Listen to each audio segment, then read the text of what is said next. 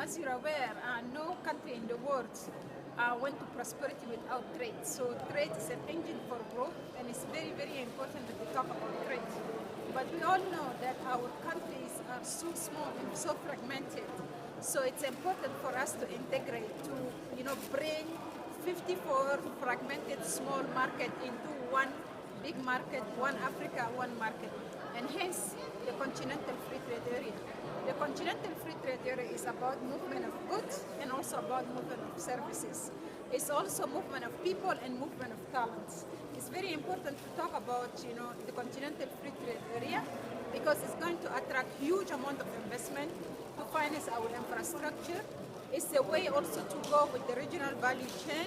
It's a way also for our industrialization productive capacities, and it's also going to help us on crossing the border, custom procedures and so forth. But of course, we want to talk about continental free trade area with trade facilitation. How do we improve trade facilitation on the continent? How do we ensure that productive capacity is there? And of course, we cannot forget about the youth, the skill that is required to transform this continent so that this continent can move ahead to prosperity.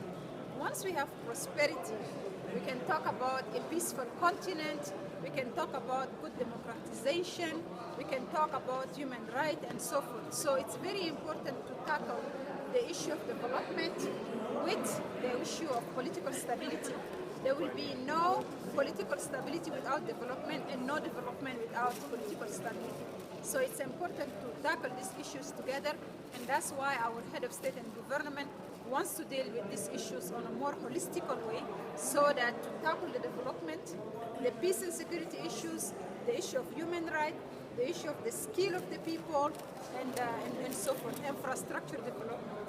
So these are the subjects that we're talking about, and we're here gathered on the Africa Trade Week to see how all the players, the CEOs of companies, the civil society, the researchers, the ministers, how do we implement this agenda of continental free trade area? How do we ensure that the government create the enabling environment and the business people can transact into that enabling environment?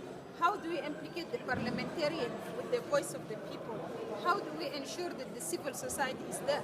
And of course, research and development, very key in everything. Thank you.